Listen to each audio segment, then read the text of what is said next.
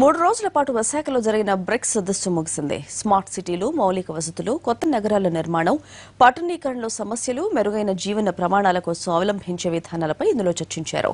ఈ సమావేశంలో rapid urbanisation వల్ల ఎదురయ్యే సవాళ్లను ధీటుగా ఎదుర్కోవడంపై దృష్టి సారించాయి బ్రిక్స్ దేశాలు.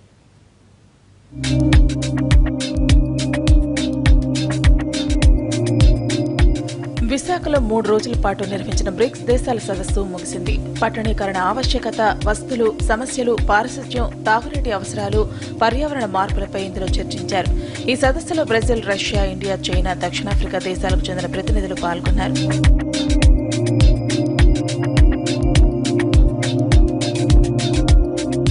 మొదటి 2 రోజులు నగరాల్లో మౌలిక వసతుల కల్పన, భవిష్యత్ అవసరాలను అధిగమించడానికి పీపీపీ భాగస్వామ్యంతో పెట్టుబడులపై చర్చ జరిగింది. చివరి రోజు నీరు, పారిశుధ్య నిర్వహణపై చర్చించారు. ఇందులో ప్రజల భాగస్వామ్యం ఉండాలని అభిప్రాయపడింది సదస్సు. ప్రజల్ని భాగస్వామ్యులు చేయాల్సిన బాధ్యత ఆయా స్థానిక ప్రభుత్వాలు, సంస్థలపై ఉందన్నారు సభ్యులు. తమ దేశాల్లో పారిశుధ్య నిర్వహణలో యువతను ఎలా భాగస్వామ్యం చేశారో వివరించారు ప్రతినిధులు. Today, I want to tell the story of the city planned, completely planned, Shenzhen. It is a very important city now in China. However, our topic is the new towns and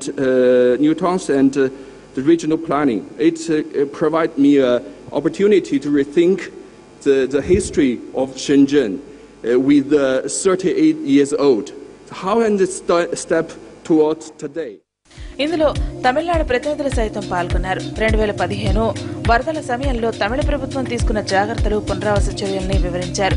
సముద్ర తీర ప్రాంతాల్లో blue ఎకానమీకి అపారమైన అవకాశాలు ఉన్నాయని, వాటిని సద్వినియోగం చేసుకుంటే ఆర్థికంగా మంచి పురోభివృద్ధి సాధించవచ్చన్నారు. ఒక వాటర్ సప్లై గురించి రెయిన్ఫాల్, డ్రౌట్లో సీరియస్ ఛాలెంజెస్ వస్తాయన్నమాట. వాటర్ సప్లై ఎట్లా ఇవ్వడానికి జనాలకని. సో అది ఒక ఇష్యూ గురించి మేము చెన్నైలో ఏం చేసాము, లాస్ట్ 3 ఇయర్స్లో డ్రౌట్ ఉన్నప్పుడు ఏమేమి స్కీమ్స్ తీసుకొచ్చాము, కంటింజెన్సీ ప్లాన్ ఎట్లా ఇంప్లిమెంట్ చేసాము, సిటీలో ఒక ప్రాబ్లం రాకుండా మనం ఏమేమి మెజర్స్ తీసుకున్నామని దాని గురించి ఒక ఆస్పెక్ట్లో చెప్పాను. అనంతరం కొత్త పట్టణాలు, ప్లానింగ్ అంశాలపై సాగిన ఈ చర్చలో సరైన ప్రణాళికతో నిర్మించే పట్టణాల సుస్థిర అభివృద్ధికి కీలకం అవుతాయని స్పష్టం చేశారు బ్రిక్స్ ప్రతినిధులు.